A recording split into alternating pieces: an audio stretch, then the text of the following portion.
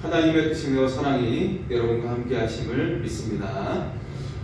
혹시 여러분 특별한 선택을 받았던 경험이 있으십니까?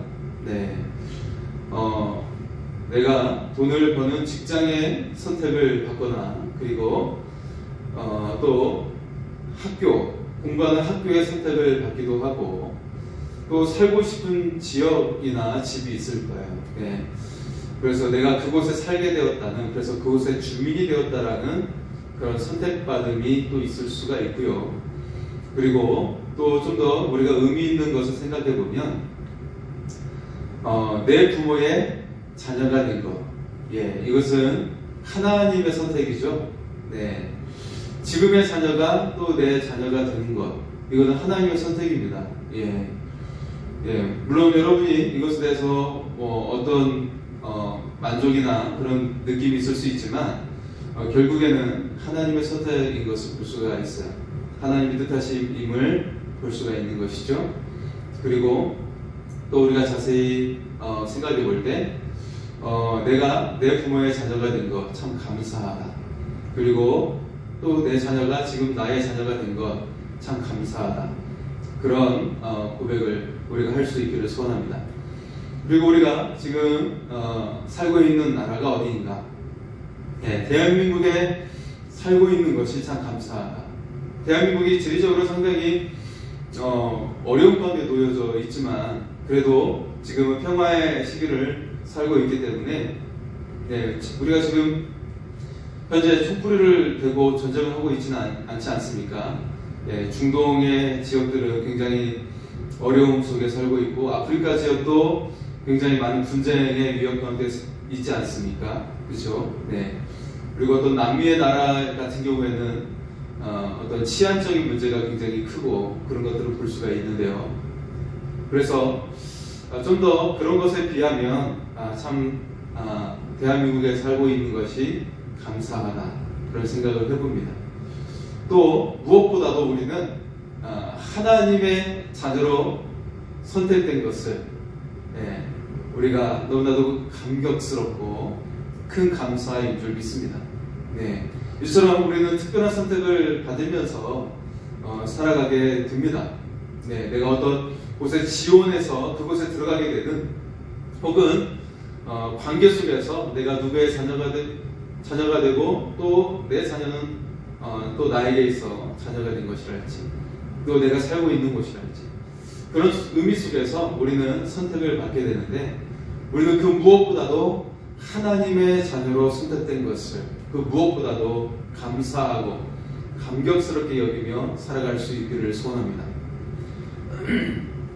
자, 요한계시록이 짧지 않은 그런 계시의 말씀을 담고 있는데요. 우리가 지난번과 오늘 읽은 말씀들은, 오늘 읽게 되는 말씀들이 이제 요한계시록 본론에 해당하는 내용이라고 여러분에게 전했습니다. 자, 요한계시록의 본론은 무엇일까요? 그 책의 제목에서 말해주듯이 바로 최후의 심판에 대해서 말씀하고 있죠. 그런데 그 심판을 한 가지만 이야기하는 것이 아니라 7가지의 심판을 무려 3번에 걸쳐서 말해주고 있다는 것입니다. 그러니까 우리가 요한계시록을 읽을 때 굉장히 때때로 두려움을 가지고 읽을 수도 있는 것이 무엇이냐면, 심판이 너무 많이 나오고 있는 거예요. 7가지의 심판이 3번에 걸쳐서 또 나오니 이걸 숫자로 세어보면 21가지의 심판이지 않습니까? 그러니 우리가 요한계시록을 읽을 때 좀 부담스러울 수밖에 없는 부분이 있습니다. 하지만 여기에 담긴 의미를 우리가 정확하게 한다면, 이것이 주님을 믿는 성도들에게 승리를 주는 말씀이구나. 그리고 우리가 이 세상을 살아가면서 여러분, 좋은 일이 많습니까? 나쁜 일이 많습니까? 사실은 여러분, 잘 되지 않는 일들, 우리는 기대하는 것들이 있고 소망하는 것들이 있지만 그것과 어긋나는 일들이 훨씬 많은 것이 인생이에요. 그렇지 않습니까? 우리가 이 소망하는 것, 기대하는 것들이 있지만 거기에 미치지 못하는 것들이 훨씬 많은 것이 우리의 인생인 것을 볼 수가 있거든요. 하지만 그 인생이 불행한 인생일까요? 그리고 불안정한 인생일까요? 물론 불안정한 인생일 수 있지만 여러분 그 속에 담긴 의미는 무엇이에요? 하나님의 자녀로서 하나님께서 이미 우리 가운데 승리케 해주셨다라는 것입니다. 이 결론적인 사실을 믿는다면 우리는 결코 이 세상 가운데 살아가면서 많은 실패를 거듭할 수 있고 우리의 기대에 미치지 못하는 것들이 많이 있을 수 있지만 우리는 승리의 존재이며 하나님의 영광스러운 존재임을, 자녀임을, 그런 정체성을 가지고 살아간다면 결코 두려움이 없다는 것입니다. 요한계시록은 바로 우리에게 그런 말씀을 주시고 계시는 것이죠. 자, 오늘 말씀 앞에 나오는 6장의 말씀에서 이제 첫 번째 그 심판에 대해서 소개를 하고 있는데 거기에 보면 7개의 인을 떼면서 인을 하나하나 뗄 때마다 심판이 이 땅에 내려오는 것을 소개하고 있었어요. 그런데 그 7개를 다 끝나지 않고 6개까지 설명하고 멈춥니다. 잠깐 멈추고 7번째 인이 아직 남아있는데 갑자기 중간에 다른 내용이 전개되고 있는 거예요. 그것이 바로 오늘 7장의 말씀입니다. 오늘 7장의 말씀은 갑자기 하늘의 인치심을 받은 사람들이 등장하고 있는 것이죠. 그리고 이 말씀이 끝나고 나서 8장으로 넘어가면 마지막 7번째 인치심으로 이렇게 이어지게 됩니다. 자, 하늘의 인치심을 받은 사람들, 그 사람들을 소개하면서 여기에 매우 특별한 숫자가 등장하는데 그 숫자가 14만 4천 명이더라 라고 그렇게 소개를 하고 있습니다. 자, 여러분 오늘 7장은 사실 6장 말씀의 마지막 절, 그 말씀의 대답인 것을 볼 수가 있는데 6장 말씀의 마지막 절은 이것이죠. 그들의 진노의 큰 날이 이르렀으니 누가 능히 서리요? 라는 탄식의 대답이었어요. 그러니까 그 인치심을 할 때마다 계속 심판이 더욱더 갈수록 증폭이 됐어요. 그 심판이 매우 커지고 매우 광범위하게 확장되는 것을 말해주고 있었는데 그러면서 마지막에 했던 말이 무엇이냐면 그들의 진노의 큰 날이 이르렀으니 누가 능히 서리요? 라고 하는 탄식의 소리였습니다. 누가 살겠느냐라는 것이죠. 이 탄식의 소리는 사실 여러분 복음의 뿌리가 내려진 모든 나라에 해당하는 탄식의 소리였습니다. 복음이 정착되는 과정 속에 많은 사람들이 핍박을 당하고 순교를 당했어요. 여러분 대한민국만 해도 여러분 기독교가 들어오기 전에 천주교가 100년 일찍 들어오지 않았습니까?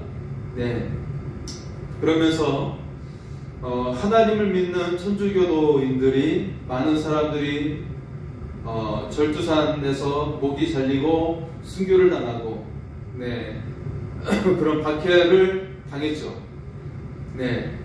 그래서 여러분 대한민국에 순교지가 많이 있습니다. 그 성지가 많이 있는데 거기는 다 대부분 천주교인들의 순교지가 있습니다. 그리고 각 지역에 있는 그 성당이죠. 성당은 대부분 순교지 위에 세워져 있어요.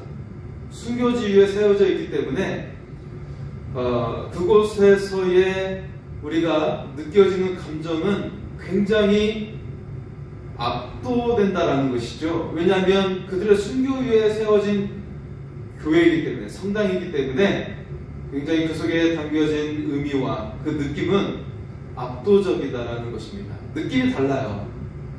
여러분 여기에 무슨 의미가 담겨져 있을까요? 여러분 우리 대한민국에서뿐만 아니라 처음 기독교가 발생이 된 이스라엘에서부터 시작해서 로마의 각 지역이나 유럽의 각 지역들 다 마찬가지입니다. 많은 순교자들의 희생 위에 교회가 세워진 것을 볼 수가 있는데 그렇다면 지금 우리의 교회도 마찬가지예요. 오늘날의 교회도 마찬가지입니다. 우리의 희생과 순교 위에 뿌리 내릴 때 교회는 반드시 성장하게 되어 있다는 것이죠.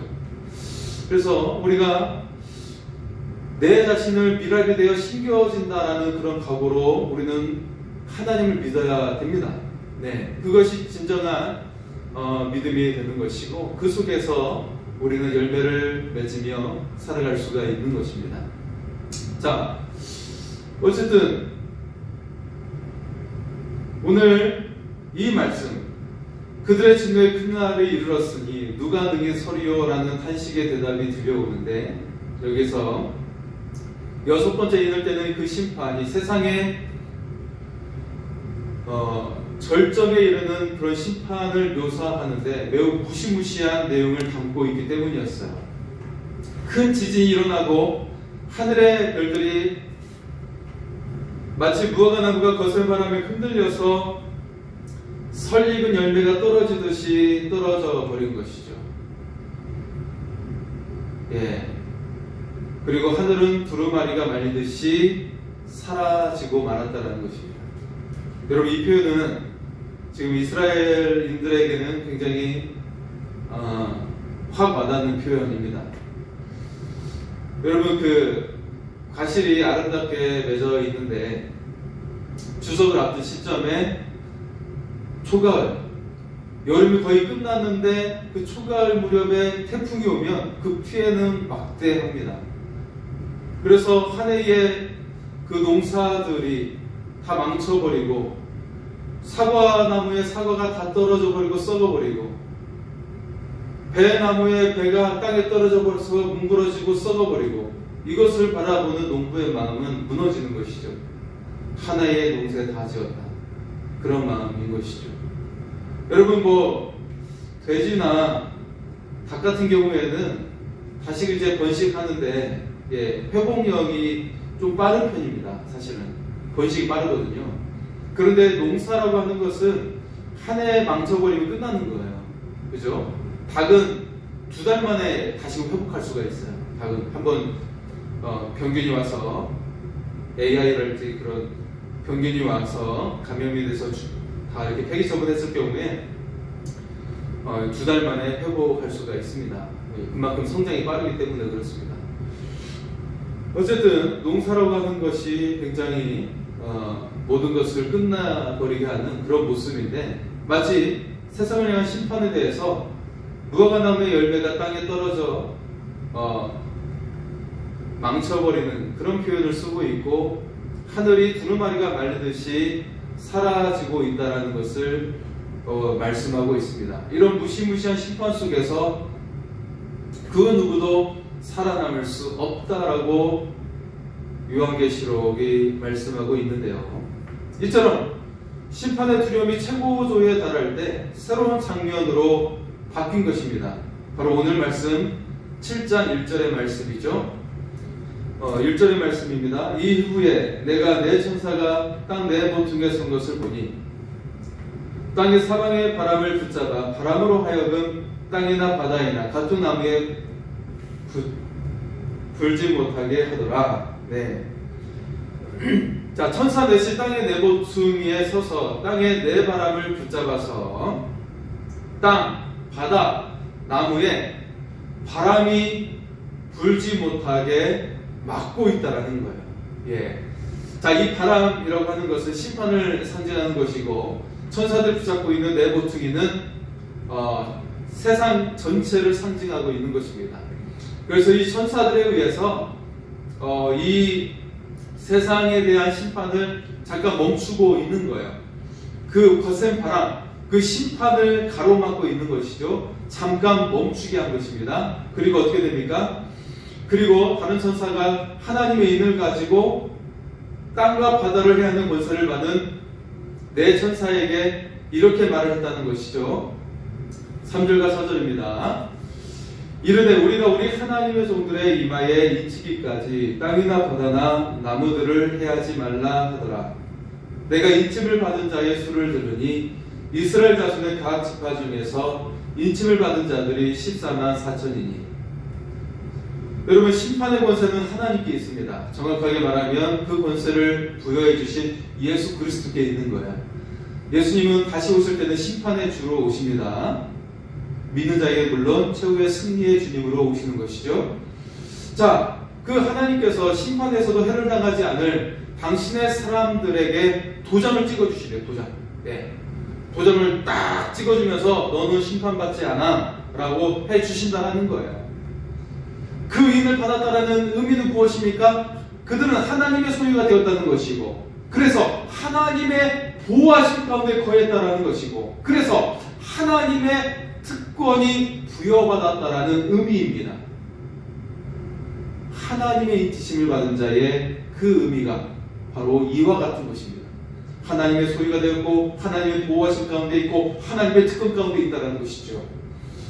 네, 여러분, 주님을 믿는 우리가 바로 하나님의 인치심, 하나님의 도전을 받은 거룩한 하나님의 사람들인 줄 믿습니다. 자, 오늘 성경에서 특별한 숫자가 소개되고 있는데, 요한계시록은 유독 숫자들이 많이 등장합니다. 오늘 등장하는 숫자는 공교롭게도 이단 종파인 신천지들이 자주 언급하는 숫자이기도 한데요. 이들은 실제로 하늘로부터 구원받은 숫자가 14만 4천이라고 그 숫자를 매우 정확한 의미의 숫자로 그들은 생각하고 있습니다. 하지만 완전히 틀린 이야기이죠. 왜냐하면 태초 이후에 하나님을 믿는 구원받은 사람들은 이 숫자와 비교되지 않을 만큼 훨씬 많은 숫자들이기 때문입니다. 그런데 신천지는 지금 2025년을 살아가면서 교주 이만희를 믿는 14만 4천 명의 사람들만 구원받는다라고 그렇게 강조하고 있죠. 예, 지금 살고 있는 14만 4천 명이다, 그렇게 강조하고 있어요. 네, 여기에도 사실 다릅니다. 네, 14만 4천의 숫자는 생각보다 어떻게 오늘날의 시점으로 보면 매우 적은 숫자예요. 70억의 인구 가운데 14만 4천 명이라고 하는 것은 너무나도 적은 숫자입니다. 자, 하지만 요한계시록에 담겨져 있는 의미는 주님을 믿는 그동안의 모든 성도들에 대한 그런 숫자를 사실은 말해주고 있는 것이죠. 그래서 예수님께서 오시기 훨씬 전인 구약시대에 살고 있었던 최초의 사람 아담과, 그리고 하나님을 신실하게 믿었던 아벨, 그리고 승천했던 에녹, 그리고 방주를 지었던 노아와 그 자손들, 그리고 아브라함과 그 자손들, 그 숫자는 어마어마한 숫자들입니다. 그래서 예수님 이후에 주님을 믿게 된 수많은 사람들, 수많은 성도들, 어마어마한 숫자입니다. 14만 4천이라는 숫자는 어림도 없습니다. 자, 여러분, 성경에서 등장하는 숫자들은 거기에 기록된 히브리어나 헬라어의 고유 번호가 있어요. 그래서 그 숫자에는 그 속에 담긴 의미가 있다는 것입니다. 본문에 기록된 14만 4천은 구원받을 사람들의 문자적인 숫자가 아닌 것이죠. 이 숫자는 의미가 담긴 숫자라는 것입니다. 그래서 14만 4천은 12와 11을 곱해서 여기에 1000을 곱한 숫자인 것이에요. 자, 그렇다면 12과 12는 어떤 의미가 있느냐? 그것은 구약에서의 12지파, 그리고 신약에서의 12제자들, 그리고 1000이라는 숫자는 그 당시에 세상 사람들이 생각했던 큰 숫자, 아주 많음을 의미하는 숫자입니다. 이것을 곱한 거예요. 그래서 결국 14만 4천은 하나님의 백성이 셀 수 없을 만큼 많다라는 것을 표현하고 있는 거예요. 굉장히 많은 구원받은 무리들임을 상징적으로 나타낸 숫자입니다. 이를 잘 보여주는 말씀이 이어서 등장하고 있는 것이죠. 바로 9절의 말씀입니다. 볼까요? 이후에 내가 보니 각 나라와 족속과 백성과 방언에서 아무도 능히 셀 수 없는 큰 무리가 나와 흰옷을 입고 손에 종려가지를 들고 보좌가 어린 양 앞에 서서, 자, 천상에서 하나님을 예배하는 사람들의 모습이 그려져 있는데 그 수가 아무도 능히 셀 수 없는 큰 무리라고 표현됩니다. 이는 14만 4천이라는 수가 바로 셀 수 없는 무수히 많은 교회 성도들을 가리키고 있다는 것을 보여주는 것이죠. 네. 이 당시 초대교회의 그런 생각들에서는 이 숫자가 매우 큰 숫자이기 때문에 셀 수 없는 큰 무리들을 상징해 보여주고 있는 숫자라는 것입니다. 자, 그래서 이 숫자는 하나님의 은혜의 풍성함을 표현하고 있는 거예요. 하나님의 은혜가 이처럼 풍성하다라고 말씀해주고 있는 것이죠. 그리고 하나님은 그 목적이 심판하는 데 있지 않다는 거예요. 인생을 질타하고 협박하고 강압적으로 이끄는 분이 결코 아니라는 것입니다. 분명 죄는 심판하시지만 동시에 우리의 상상을 훨씬 뛰어넘어서 우리를 사랑하고 계신다는 것이죠. 그 하나님의 사랑과 인내하심으로 말미암아 더 많은 사람들이 구원에 이르도록 기다리고 또 기다리시는 하나님이심을 나타내고 있는 것입니다. 자, 이처럼 8절까지가 지상에서 이침을 받은 성도들이라면 9절부터 마지막 절까지는 천상의 교회의 승리에 대해서 소개를 하고 있습니다. 네. 자, 9절에 보면 큰 무리가 나와 흰옷을 입고 손에 종려 가지를 들고 있다라는 말이 등장하는데요. 여기서 흰옷과 종려 가지는 승리를 상징하고 있는 것이죠. 그리고 10절은 바로 이 승리가 하나님과 어린 양 예수님으로부터 기인한 것임을 말씀하고 있습니다. 자, 한 성도가 흰옷 입은 자들이 누구며 또 어디에서 왔는지에 관해서 요한이 묻자 이렇게 대답을 하고 있어요. 14절입니다. 내가 말하기를 내 주여 당신이 아시나이다 하니 그가 나에게 이르되 이는 큰 환난에서 나오는 자들인데 어린 양의 피에 그 옷을 씻어 희게 하였느니라. 아멘. 여러분, 지상의 교회는 어떤 의미를 가지고 있다고 생각하십니까? 어떤 이미지를 가지고 있을까요? 지상에 있는 교회는 전투하는 교회입니다. 왜냐하면 이 세상을 장악하고 있는 사탄의 권세를 무찔러야 하기 때문에, 그래서 그 사탄에 사로잡힌 하나님의 자녀들을, 하나님의 사람들을 구원해 내어야 하기 때문에 지상에 있는 교회는 전투하는 교회의 모습으로 서 있다는 것이죠. 그래서 우리는 그리스도의 증인으로서 때로는 불이익을 당할 수도 있고 고통을 당하며 살 수 있어요. 예, 우리가 진실된 성도라면 이 세상에서 그렇게 살아갈 수 있다는 것이에요. 그러면서 주님 오시는 그날까지 인내하며 믿음의 선한 싸움을 싸워야 하는 것입니다. 왜냐하면 사탄에게 속한 영혼들을 구원해서 하나님께로 돌려야 하기 때문에 그렇습니다. 자, 어떤 환난이 있을지라도 어린 양의 피로 결국 완전한 승리를 보장받는 자들이 바로 우리들이라는 사실을 우리가 기억할 수 있기를 바랍니다. 우리는 이미 어린 양의 피로 결국 완전한 승리를 거머쥔 사람들이에요. 예수 그리스도의 사람들입니다. 예수 그리스도의 사람들은 승리의 사람들입니다. 예수 그리스도의 사람들은 영광을 받은 사람들입니다. 이미 영광의 면류관이 쓰여진 사람들입니다. 우리가 그것을 믿으며 이 땅 가운데 서 있을 수 있기를 소원합니다. 언제나 끊임없이 주님과 동행하며 완전히 승리의 간격으로 우리가 예배하게 될 것을 요한계시록은 우리에게 말씀해주고 있어요. 약속하고 있습니다.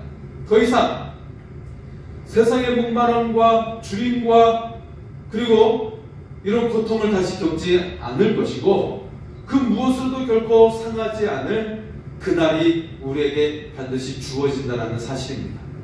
여러분, 그 승리를 이미 쟁취됨을 믿으십시오. 여러분, 그리스도인은 이처럼 이미 승리가 나에게 주어진 것을 믿고 살아가는 존재예요. 그렇다면 여러분의 인생도 마찬가지입니다. 여러분, 내 자녀가 어느 학교에 들어가고 또 어느 일을 하고 있는 것, 그것이 이미 되어질 것을 상상하고 믿고 살아가야 하는 것입니다. 그러면 그대로 되어지는 거예요. 그렇게 존중해주고 그렇게 인정해주고 살아가는 거예요. 그러면 그렇게 되어지는 거예요. 그런데 그것이 믿어지지 않고 불안하고 해서 그 불안감의 것들을 우리가 표현하고 살아간다면 결코 이루어지지 않습니다. 왜냐하면 그 불안감의 무게는 우리로 하여금 하늘을 바라보지 못하기 때문에 그렇습니다. 하늘을 바라보지 못하게 되면 우리는 그곳에 이를 수가 없습니다. 그렇기 때문에 여러분, 이 요한계시록이 주시는 말씀을 한번 되새기십시오. 이미 승리의 간격이 주어졌다는 것을 이미지로 우리에게 표현하고 있는 거예요. 이미 천상의 세계가 우리에게 열렸다는 것을 우리에게 표현해주고 있는 것입니다. 여러분의 인생도 마찬가지예요. 이미 하나님께서 응답해 주심을 믿으며 살아가는 것, 그래서 감사와 찬양으로 살아가는 것, 그런 사람에게 이미 주어지는 것입니다. 그렇게 살아가야 하는 것입니다. 이것이 바로 믿음의 사람들이 살아가는 방식이에요. 그래서 수많은 믿음의 사람들이 그것을 통해 쟁취했던 것입니다. 다윗은 그것을 바라보았기 때문에 골리앗을 물리쳤고요, 주변의 나라들을 싸우면서 이겼고요, 그래서 이스라엘 왕국을 거대한 왕국으로 만들 수가 있었던 거예요. 왜냐하면 하나님께서 나에게 주신다고 확신했고 믿었기 때문에, 그것을 미리 바라보았기 때문에 쟁취한 거예요. 이것이 단순히 어떤 성공론을 말하는 것이 아니라 저는 성경을 말씀하고 있는 것입니다. 천상의 세계를 보여주고 있는 것, 우리가 이미 그것을 쟁취했다는 것을 하나님이 우리에게 말씀하고 있습니다. 여러분에게 이미 주어진 것을 믿으며 우리가 믿음의 담대함으로 살아갈 수 있기를 소원합니다. 그리고 감사와 기쁨이 넘치는 우리의 삶이 될 수 있기를 소원합니다. 여러분, 실제 우리의 삶은 참 힘겨운 삶을 살아가게 되죠. 신앙의 양심을 지키고 살아가려다 많은 고독과 눈물을 흘려야 할 때도 있습니다. 때로 세상이 주는 중간감이 너무나도 힘겨워서 그 어깨가 무거울 때가 있습니다. 사람들에게 받는 상처로 그 마음에 깊은 상처를 받으며 그 골이 깊어질 수도 있습니다. 그러나 우리는 이것을 뛰어넘는 소망이 있다는 것입니다. 왜냐하면 오늘 약속의 말씀이 우리에게 주어지기 때문에 그렇습니다. 우리 15절에서 17절의 말씀을 보겠습니다. 15절에서 17절입니다. 그러므로 그들이 하나님의 보좌 앞에 있고 또 그의 성전에서 판난 하나님을 섬기매 보좌에 앉으신 이가 그들 위에 장막을 치시리니 그들이 다시는 줄이지도 아니하며 목마르지도 아니하고 해나 아무 뜨거운 기운에 상하지도 아니하리니 이는 보좌 가운데 계신 어린 양이 그들의 목자가 되사 생명수 샘으로 인도하시고 하나님께서 그들의 눈에서 모든 눈물을 씻어주실 것임이라. 아멘. 할렐루야. 여러분, 잠시뿐이 이 세상이 끝나면 주님은 친히 우리의 수고와 우리의 고통의 눈물을 닦아주십니다. 그리고 생명수 샘물로 인도해 주셔서 다시는 어떤 고통도 겪지 않을 완전한 승리를 만끽하게 해주신다는 거예요. 여러분, 이것이 이미 주어졌다는 것이죠. 우리의 미래가 이미 예정되어 있다는 것입니다. 이것이 주어진 것을 믿는다면 지금 현실이 아무리 고통스럽고 힘들다 할지라도 그것이 결국 무겁지가 않는 거예요. 그것이 괴롭지가 않는 거예요. 때때로 우리는 사랑하는 사람을 떠나보내는 상실의 아픔을 겪을 수도 있지만 결코 두렵지 않는 거예요. 결코 슬픔으로 끝나지 않는다라는 거예요. 왜냐하면 주님의 나라에서 우리는 모두 다 만나기 때문이죠. 그날을 향해 우리는 나아가기 때문에 그렇습니다. 우리에게는 소망만이 가득하고 미래의 희망으로 가득 찬 삶을 살아가게 되는 것입니다. 그것이 바로 예수 그리스도를 믿는 사람들의 미래입니다. 예정된 날이 그렇게 우리에게 주어져 있다는 것입니다. 여러분, 그것을 믿고 이 세상을 우리가 날마다 이기며 그리고 감사와 기쁨으로 살아갈 수 있기를 소원합니다. 이미 주님은 우리에게 하나님 나라를 보여주시면서 이것이 우리에게 이미 열려있다라는 말씀을 주시고 있습니다. 이것이 우리에게 이미 쟁취되었음을 말씀하고 있는 것입니다. 여러분, 이것을 믿고 우리가 살아간다면 이미 여러분의 삶에 이미 하나님의 나라가 임하였음을 믿으시기 바랍니다. 그리고 여러분에게는 소망이 이미 주어졌음을, 그것이 이루어질 것을 믿으며 우리가 서로를 축복하고 격려하고 소망의 말을 나누며 살아갈 수 있기를 소원합니다. 하나님께서 여러분을 너무나도 많이 사랑하십니다.